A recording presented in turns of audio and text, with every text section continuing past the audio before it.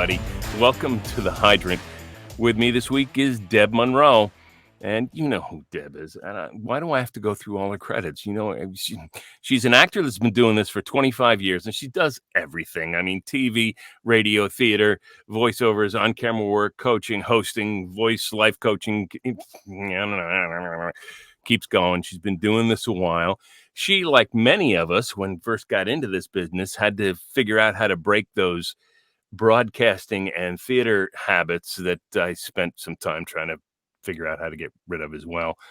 She's done thousands of commercials, narrations, IVR stuff. She does a lot of kids animation, and the juxtaposition of her gigs just makes me chuckle because she's got, a lot of the cartoons, Benjamin Blue McChen from Benjamin the Elephant, Dragon Ball and Dragon Ball Z, and Busy Town Mysteries, and then it goes to the top 10 sexiest men countdown. So it's like you decide where she sits on the spectrum because it's wild. She's been doing a lot of coaching. She holds workshops. She produced a voiceover cruise, which must have been an administrative nightmare. And she's done demos. But in all that, she's half the Get Mike team with the shy retiring Ellie Ray. So you know her from that as well. So anyway, welcome to the show. Well, thank you for having me, Jim. It's my pleasure to be here. Such a nice introduction. How did you and Ellie Ray hook up? Oh, actually, that's a wonderful story because we have a mutual student who's since passed, unfortunately. And when I was working with him virtually, just when virtual was just kind of starting, really, he was in Toronto here and was already working with Ellie. And Ellie had him at playgrounds, literally going on the seesaw, trying to just loosen him up because he was very stiff. He was medical narration. And that's really where he specialized quite a bit. But Ellie broke a lot of those little habits. And he said, I really need you to meet my other coach. I just think you guys will hit it off great. And we did. And when we met, we were at a convention and she was volunteering to sit there and audition, like whoever wanted to come. And that was, to me, hundreds of people. I'm like, are you crazy? Like, wow, this is crazy. Do you need help? She goes, yeah, I'd love some. So I went and I helped her. And then there was one particular individual there who we ended up life coaching for an hour and a half after it was all over. Wow. And we recognized that we had something. I like to look at Ellie Ray as the wild child. She's crazy. She's out there. She's insane. And I find some of her stuff just like her creativity is beyond anyone's I've ever seen, ever. And so I find I'm her voice of reason. I come in and explain it all so it makes sense. God bless you. God bless you, because we need that. Because I get lost. I'm like, if I was a talent right there, I wouldn't know what the hell she just said. So I feel like we're a good yin yang. I'm very business minded. I always have been. I love business, to be honest. I actually love business. I love what I do in voice acting. And I'm just grateful that someone is willing to pay me to talk. And we just found we were a good balance together. She needs someone who's more business minded. She wasn't even on the internet when I met her. And I was like, oh, well, you should be doing this and this. You should have an assistant. She didn't even have an assistant. And I just didn't know how she kept up. And it just kind of launched from there. And, as much as you mentioned that cruise that I hosted many years ago, right after Bob Bergen had done his very first cruise. And then I brought Bob in on one that I produced. Honestly, this newest venture that Ellie and I are put together, the Ultimate VO Survivor, is way more work than that cruise ever was. And I did the cruise by myself pretty much, except Brad Venable was my actual right-hand man at that time. Again, another loss in our industry. And so him and I kind of put that all together. And poor Brad, he couldn't get his passport done on time for whatever reason, put all this work into it, and then wasn't even able to join the cruise. So it was very unfortunate at that time. But Ellie and I have since put together Get Mic'd because she doesn't want to run workshops by herself. I love running workshops. I think it's a lot of fun. And so we just kind of started with that. But we have a lot of big things in store that we're trying to work on because we're both working towards retirement. And, it's hard for both of us. Neither of us really want to, but we do. And so we're hoping that Get Mike can be our legacy that we get to leave behind. Was there a point in time when the light went on and ping, I'm going to do acting and voice acting for the rest of my life? Yeah. I was an only child. And so I actually didn't have cousins, nobody around. My mom worked full time, so she wasn't home till 5 or 6 every day. So I watched a lot of TV. I loved TV. And I always said, I need to be in it. I just need to be in the Mm. TV. And then I became a young mom at the age of 16, 17, pregnant 16, had my baby just when I turned 17. And I realized I needed to get a real job. Acting wasn't going to be something that was going to pay me as a single mom to take care of Yeah. my baby. And my mom saw a broadcasting course. And I thought, oh, I never thought of that. So the goal at that point was to be basically an on-air talent. But what I actually fell in love with was the commercials. I love Mm. commercials. I'm a really rare entity. I love commercials. I think they're amazing little mini stories, little mini movies. And I am in always in awe, including of myself, of what you can create in 30 seconds. And so as an on-air talent, you are forced to do X amount of commercials at the end of your shift. And so you hear a lot of old school radio on the radio still today, because it's a lot of people at the end of the shift that have to rip and read and get this done so they can get the hell home. Whereas that was my favorite part of the day. Back in the 90s when I was on air, there was no such thing as internet. At least it was just birthing. There was a phone, but it was for swap and shop. There was 4 white walls, in my opinion, put me in a straight jacket. I didn't know if anybody was laughing at my jokes. I didn't have any feedback. So I hated it. I actually didn't like it. But I was trained. And at that time, I thought it was the quickie course, but it turned out to be a good course compared to some of the other courses that are out there. And so, flash forward, some time goes by. I lost my job as an on air. I swore on the air. And I was obviously not doing as Whoops. great as I would have liked to, because I had my babysitter didn't show up. I had to bring my daughter into the studio twice. I mean, it was just a nightmare. So I lost my job. I was actually let go. And when I moved away to a very small town in rural Saskatchewan in Canada, here, just as small town as you can get, I started hitting up the local radio stations for commercials. And then I realized I could freelance doing commercials a little bit. Pay was absolute crap. But then when the internet happened, my ex-husband at the time, his work forced him to be on computers. So I got introduced to computers as soon as they became a thing, as soon as they became a Right. household thing. And so I was very blessed, because that got me into finding someone who was doing voiceover online. At the time, though, I wish I would have kept this guy's information. He told me it was $10,000 for his studio setup, and that he was the only guy online doing it, which I just kind of don't think so. No. Anyway, so I learned that I could be doing this online. So I went to go do a new demo reel. And when he didn't put it on tape, I was all messed up. I mean, what do you mean it's not on tape? And he's like, no, it's on this digital form. And it just messed me right up. And so that became the birthing of, as soon as I could figure out how to, I got my own studio and I started working from home. And I think that's where I have always specialized. I love the fact that I get to work at home. I'm very driven. So follow through is easy for me. I love working in my jammies. I really, really do. I mean that. And I don't have to go drive an hour into a studio, Right. don't have to pay for parking, don't have to do anything. So I really worked hard at working from home. So I actually didn't get to do as much animation and video game as I would have wanted to, but I was in a medium market at the time and I was able to work from home. So I just loved working from home. It wasn't Right. until about 8 years ago that I moved here to Toronto to maybe look at that in a little different way and maybe join the union finally. But I stayed non-union my whole career. And I like that because it gives me control. I really was raising a baby off this income. And so I had to be in control of my income. I couldn't Right. rely on anybody else but myself. And I'm a Right. business person. I know how to find my own work and be aggressive in it. But I'm in a band as well, which is a weird shift in my world. And my now husband is a guitarist. I didn't want to be a band wife. True story. And so now that I'm in the band, I'm doing all our engineering. So as much as I ran away from it my whole career, here I am stuck engineering anyway. What do you do in the band? I'm the lead singer, and we actually have originals. We have some stuff on Spotify and iTunes and stuff like that. We're called Bootlegged, Legged. Got a really cool music video. I'm a little scantily clad for the industry who knows me as this wholesome person. I'm not. Well, at least Is the that video that shows I'm that not. shot on IMDb that looks like you're a skank walking the streets? Yeah, probably that's the one. Okay. So it's been a lot of fun, though. I've got to say that I didn't realize being in a band would kind of feed my soul, because I actually wanted to be Canada's Oprah. I've always wanted to be a talk show host. That was my absolute goal. But I've had my taste of fame at cons and things like that, Mm. especially for Dragon Ball and other things that I've done. And I don't enjoy fame, actually. I thought I would. I thought that's all I ever wanted, to be famous. I think what most actors really want is to be admired for their work, or appreciated, I think is a better word. And so I wanted to be a talk show host, but because I recognize what fame can do to a family, I didn't want to do that to my now husband. I Right. think that they wouldn't have enjoyed it. So I backed out of that dream, and the band kind of gives me it a little bit, because I'm not even on the stage 3/4 of the time. I'm in the audience. I'm all about people. I love people. I just love people.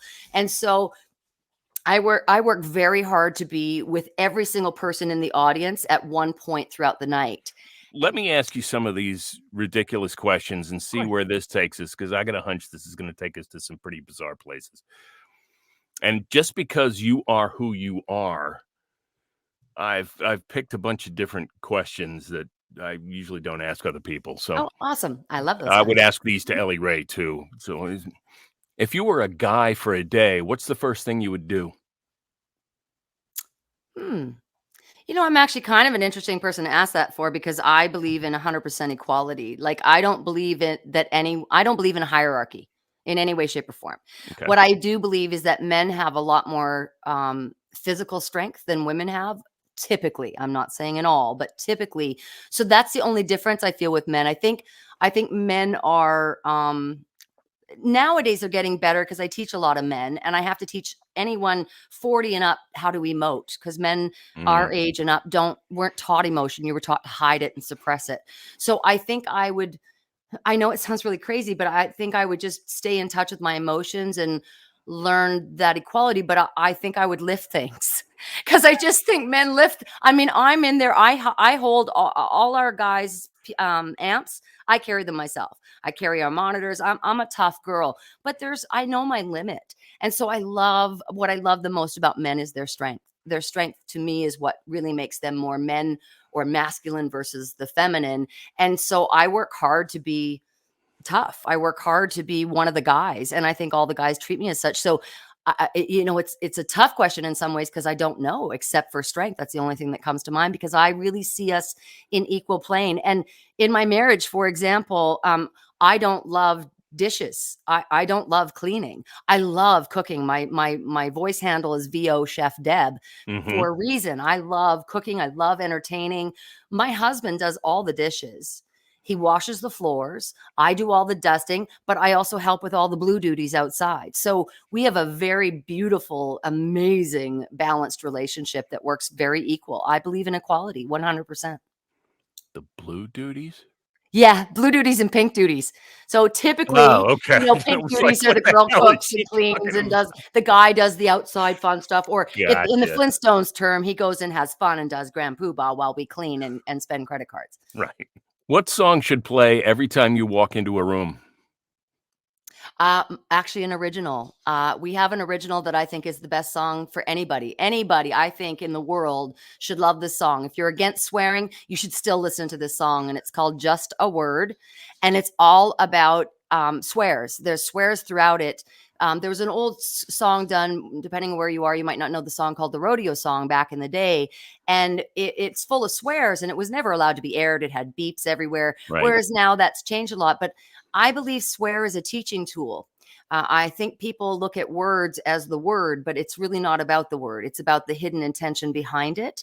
So the whole song was written with that in mind. It swears throughout, but that's the purpose, is to show you, it's just a word. It's how you bring it to life and what you really mean when you say hello, when you say F off, when you say any of the things you say. It's that hidden intention that becomes paramount. So that really is what I feel is just my heart. I just really do. I feel it's my heart. Sit down. Take down that crown. You know what I mean? It's not the swears, what's in between.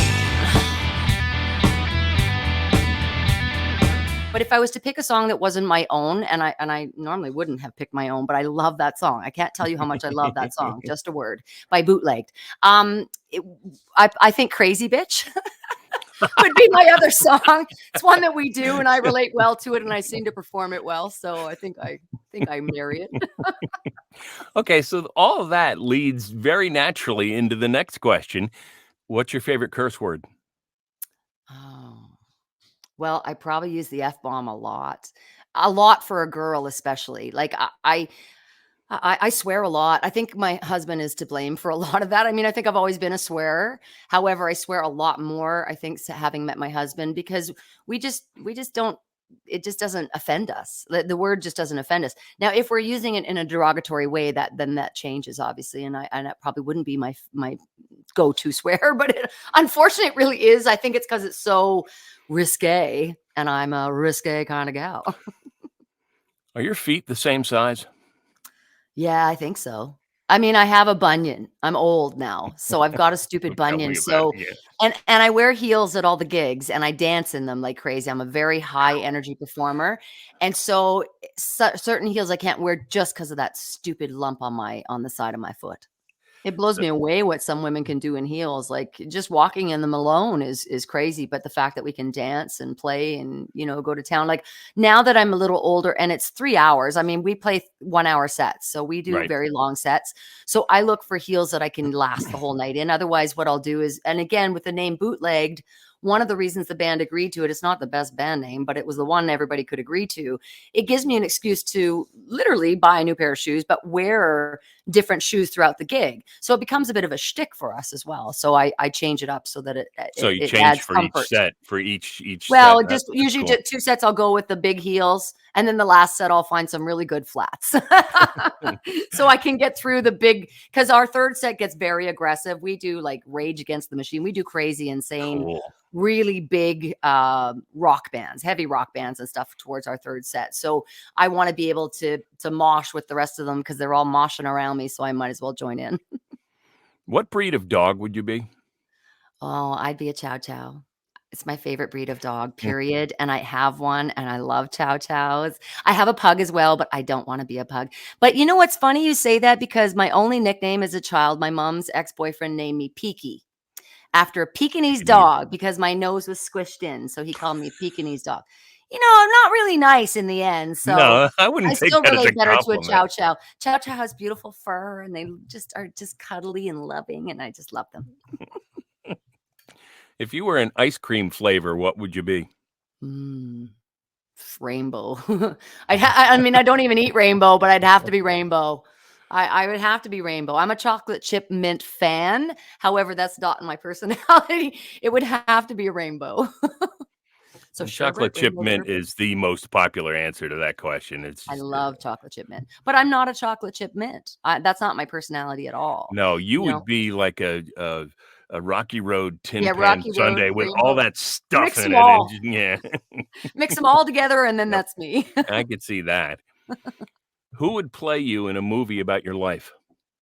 Well, I like Jennifer Aniston too, or Valerie Bertinelli, because I think there's something about those women that I either feel I look like or gravitate to. So Jennifer Aniston, not I don't look exactly like her, I wish. However, there's certain features about her, and I have a friend who knows her well, and she phoned me when she was having lunch with her, and she goes, "Debbie, you're so right." So she said she felt she was sitting with me at the table. So I just feel that we have similar personalities.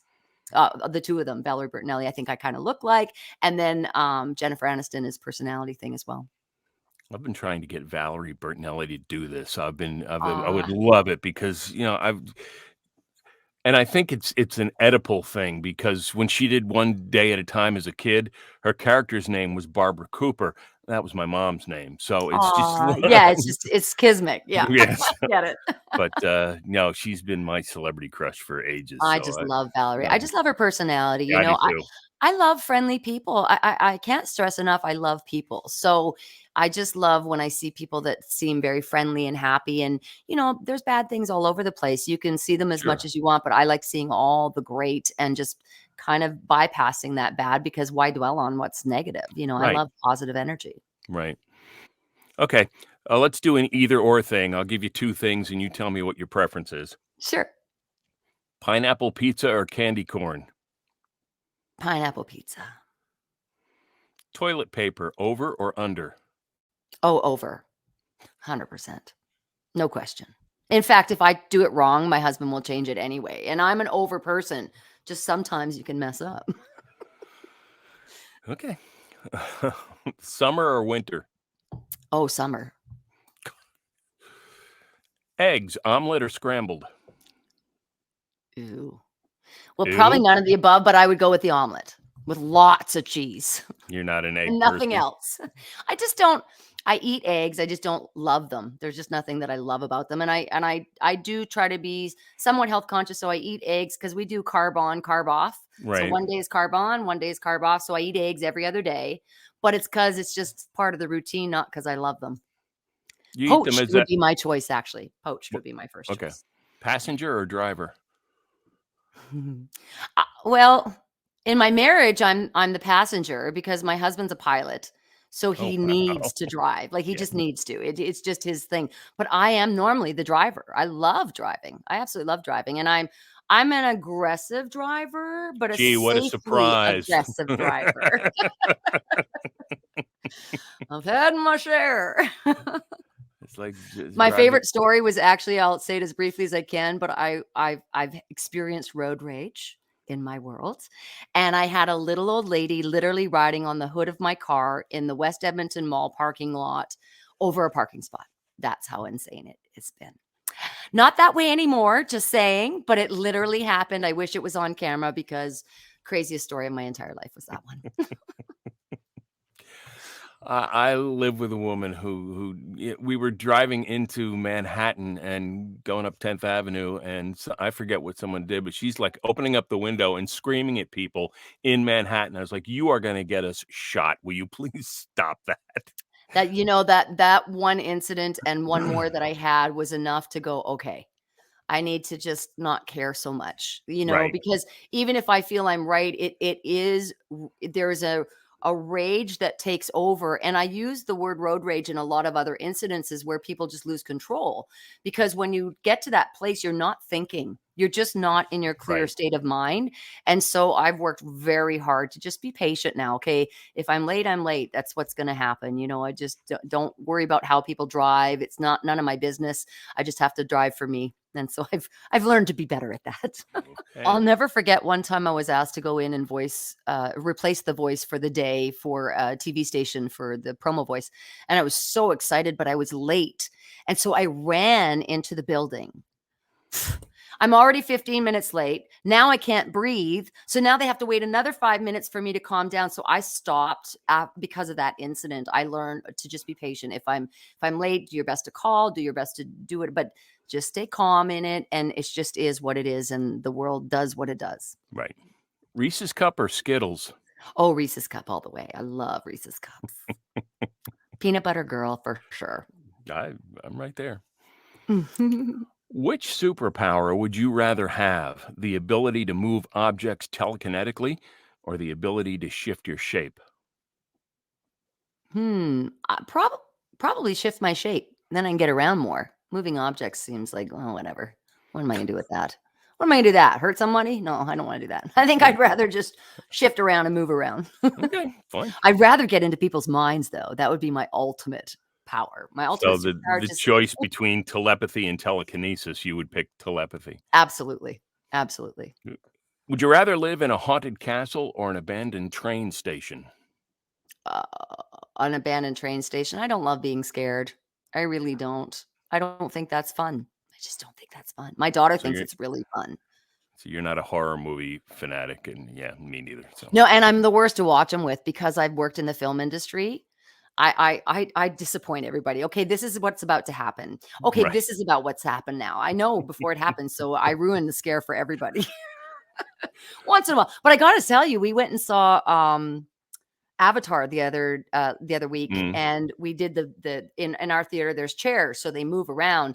And there was one scary part, and we took a girl who hasn't been to a movie in 20 years. Imagine how overwhelming that would be. 3D, huge screen, chair that moves. So she's getting that 4D experience. Anyway, so there was a part that just made us all jump because the chair jumped with us. So it was I got scared. I actually got scared for the first time in a long time on Avatar of all things. Would you rather have all traffic lights you approach be green or never have to stand in line again? Oh, all green. Yeah, I've learned to be The road patient, rage. Okay. but I like things when I want them. 100%. Get it. I know how to get what I want and get it. Like my husband always says, long, hard way for him, but everything always works out for me. And it just really has my whole life. Everything just always works out for me. I'm very lucky that way. Would you rather have a car horn that plays YMCA or own a car with your favorite cartoon character painted on the side? Oh, well, hello. Cartoon character painted on the side. Is there any other option to that? There is not I, even a question on that one. I kind of figured that was going to be the answer. And I'd love to draw and paint it myself too. Well, that's cool. Yeah. Would you rather have to eat only liver for the rest of your life or be forced to watch an episode of Keeping Up with the Kardashians every day? I don't like eating the same thing that often, so I'd pick the Kardashians. I get my background music sometimes is The Real Housewives. So I just like it kind of going in the background because it's no brainer. You don't have to watch it. It's funny as hell. But I actually, as dumb as it sounds, I learned about each of the cities. So I learned not about the girls, but I actually learned like the Dubai one. I really learned a lot about Dubai, which was really kind of cool because it's a reality version of it versus some commercialized someone telling you about it. It's like, there's a lot of controversy about what goes on in Dubai. So there's just little things like that. So I wouldn't mind the Kardashians, I don't think. Would you rather be able to breathe underwater or fly? Oh, fly. I'm not I don't like going underwater at all. I'm a little bit claustrophobic. Little bit. And I don't like getting my hair wet, because then I have to rewash it and stuff. Okay. I think I know the answer to this one, but we'll go with it anyway. Would you rather have whatever you are thinking appear in a bubble above your head for everyone to read, or have absolutely everything you do be live streamed for everyone to watch? I actually think I do the live stream because I really feel like I love reality. I think reality teaches us so much. And so I have no problem with my voice bubble. I'm an open book. I'm as open book as it gets. I'm very forward. There isn't anything I wouldn't address, say, answer, respond. Those that know me as a coach, I'm the Simon Cowell, but with tact, because I really will tell you, I won't tell you I like something if I don't. It's as simple as that. So I believe in forward speaking. I believe the world would heal itself if it would be more that way. I really do. I think I'm writing a book right now about the truth and teaching people how to tell the truth. And I think it would save our planet. And I mean that wholeheartedly because I believe people don't know how to express truth because they do it with poor taste, poor tact, without empathy. And I believe that people mask it. And I don't think that's healthy at all either. So, if you say to me, do I like your hair? I'm going to tell you the truth. And if I don't like it, I'm not going to say I think it's actually ugly. What I might say, though, is it's not my favorite style. So don't ask me something if you don't want the honest truth, because I used to be a compulsive liar as a kid. Hmm. Compulsive liar. I just wanted attention, I think. And so I just wanted everybody to like me. I wanted to be very well liked. I Mhm. worked really hard to be liked. And instead, I was not liked at all because I was trying so hard and I just didn't realize how obvious that was. And so after I had my baby at 17, I don't know what it was, but I just instantly went to never ever telling a lie again. And so, I will hurt people's feelings. There's no question. I try very hard not to. I try to be very tactful, but as a coach, especially, I hated as a talent when I would go to a coach and they would sugarcoat it and tell me how good I did. That's not what I'm paying you for. Right. I'm paying you to tell me what's not working. So I am a brutal coach in that regard, where I just get right to the point. That didn't work for me. Just didn't work for me at all. So let's try it this way. But I always offer solution, not just a negative critique. It's just here's solution and how you can maybe make that work. So for me, that live reality shows that's our truth, and it's, I think a lot of us, if we could videotape ourselves and watch it back, I think we'd grow as human beings and we'd learn, oh, I don't want to come across that way. Oh, I don't want to do that. So I just think it's very educational and I love education. When I was long before I got into voiceover, I went to a voiceover thing in New York. One agent was holding something, basically she was holding a workshop to see if she could find new people. Of course. And there was 30 people there, and everyone got a script, and I got a script for Home Depot. And at that point, Gene Hackman was doing the Depot commercials. So, everyone got up and read the thing, and I got up and I read it, and she's like, "Read that again." So I read it again, and she's like, "You're in radio, aren't you?" I was like, "Yeah." She's like, "We don't want announcers. We want actors. Sit down." And I was like, "Oh." Wow. That's not the And right place. she was right, but her But approach was so yeah. bristly and harsh that I was like, "Okay, I guess I'm not going back into voice work." And it was 15 years before I got back into voice work again. So, And that's not okay. That's where, again, you go to suppressing people's dreams. And mm, just because it's not working right now doesn't mean there's not a solution to make it work. So I'm all about solution as much as I'm about being right, brutally honest. But I just believe if you're going to like, these are hard-earned dollars these people are paying us, and we're not cheap. And so I don't want to waste. I'm so efficient that I don't want to waste 1 second of your time. I'm right, extremely efficient. So I am all about getting your money's worth as much as I can in that amount of time. How right, can I be of best service? So again, I just really believe this book I'm writing, I believe will change things if people read it, because what I do is I describe, okay, here's a scenario. Here's what people would think to say if they were telling the truth, but here's another way to word it, because I've done a lot of counseling in my life with my ex-husband and stuff, and I've learned how to communicate better. And we're communicators for a living, let's face it. So as a coach, I've learned how to be a life coach. I've learned how to do all that stuff, and I have to do it in a way that brings them back, not scares them away. So I have to be very empathetic to their needs, but not in a place of dishonesty. That's all that I care about, is that I'm 100% honest in it. And there's always, always a way to tell your truth without being nasty and hurtful. There's always a way. You just have to want to think that way. That's all. I think the world is absolutely full of judgment, and I think it's absolutely wrong, because I think no one is entitled to be judgmental. Of course, a judge in a judge position, of course, in a business situation, I believe in hierarchy in business. I just don't believe it in reality of the world, the right, personal world, because I think that people want people to think their way. And there's nothing wrong with the way I think, but that's not my place to make other people think that way. Everybody, and I guess that goes back to the branding thing, because I love finding who they are and working with them. If I do a demo, I write copy with you. And the reason I have you write copy with me, I'm a great copywriter. I want your personality. I'm not selling mine. And it's not my place to decide that that personality is wrong, right, or indifferent. And I think people are spending way too much time worrying about everybody else and what they're doing, and not just dealing with them, because I am the only one I answer to. So, and all these knuckleheads that are out there is like, "Oh, you can make extra money in voice acting. Yeah, I can get you there in 3 weeks." I'm like, No, "No, you can't. I'm that's a sorry." big no. Try Like, 6 years. yeah, I don't. And even when I got into the business, people were telling me 3 years, and once I got to that 3-year mark, I was like, "No, no, I try to no." never put a year on it at all. Like I will start with 6 years.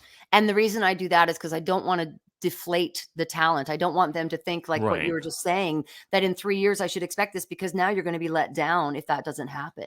Some people can make it in the first year, extremely rare, right, and some major contacts that made that happen. But it's a very rare occurrence. Most people, it takes absolute years. It's no different than a college university education. It's the same exact principle. If you're going to charge $300 an hour, then you should have put in 6 years of college university to make that happen. That's the same thing here. If you want to charge what we charge, then you have to put in the time in order to make that a reality. It's just as simple as that. And education comes in many forms. It comes from hands-on doing things. It comes from coaching. Now, I was blessed, like I've been in the industry over 30 years. And so I was very blessed that I got in when it wasn't as competitive, when there wasn't many coaches out there yet, when you actually could just get in. But right, it doesn't happen anymore. That is not a reality, and that's a very big letdown if anybody thinks that's what it is. When I put something into something, it's going to be big, and that's just the way I do things. And I've been very blessed that things that I touch turn that way. But it only turns that way because of the massive amounts of hours that I put in to make it happen. And I think the world is right, in a very weird place where they, especially this younger generation, it's that push button generation, which was my favorite terminology for this generation, because they think at the push of a button, they should now have the kind of cars we drive, the kind of houses we own that have taken us 40 years to earn. I know I get to be proud of everything because of how hard I've worked at it. That's where the success comes in more than it was just easy and given to me. I had an audition once. They wanted to hire me, but I turned it down. But it was for it's cartoon porn. And they explained to me that the stat was that the young kids, the sexual transmitted diseases are down because they believe, because the boys specifically are so engulfed in video games, they're not having sex. So that is such a paramount stat that people are looking at. This is a while ago now. This is a Yeah. while ago now, which is even scarier because it's more addictive and more addictive. If we look at gambling, alcoholism, drug addiction, video game is just a big part of that Another as one. well. And I love the video game industry. I'm not knocking the industry. I'm knocking including myself, when the grandkids come, technology's there. It's much easier. I've got to work. Well, that's my fault. That's on me now to be able to man that. So I'm grateful that my cable provider allows me to turn it off at a certain time. So Mm. they only get a certain amount of time for their phones, and that's all they get. And I think that if we as a society of parental influence could start engaging that way, the kids would have a better shot, I believe. That's just the only one small minuscule thing that we could probably be doing to do this. But there is something wrong with being on a game for 8 hours a day. There's something wrong with drinking for 8 hours a day. There's something wrong with doing drugs for 8 hours a day. So why would this be any different? Working 8 hours a day, fine, but there's a paycheck coming back. Well, now that we solved all the world's problems, thank you for doing this. Oh, it's my pleasure. Thanks for inviting me, Jim. It's been, I knew it was going to be a great conversation, and I was really looking forward to it. So thanks. Thank you, Jim, so much. I appreciate that. You can check out what Deb does. Just go to debsvoice.com, or it's just getmiked.com, isn't it? Yep, get my MICD, getmike.com. And anybody, like, we have our live shows, which I encourage every future or budding or pro voice talent to watch. I found it very educational. I've been in this industry a long time, and I found it so educational when we produced the first episode that we did 3 years ago, and we did it because of COVID. We learned that as performers, we were the only ones working. Voice actors were the only performance arts working, and that was worthy of noting who we were. And so we wanted to expose our industry because, as you know, when you say you're a voice talent, people are like, "A what? What's that?" So now we're giving some more exposure to what we do. We're on the 3rd season. I'm retiring as producer after this. Just saying, I'm done. I said I was done last year. I'm done. And we're doing our live, our grand finale live at VO Atlanta on the opening stage for the VO conference at VO Atlanta. So this is basically a quick way to word this, guys. It's American Idol for voice actors. So When's the final? What date's the final in Atlanta? Grand finale is March 23rd. Yeah.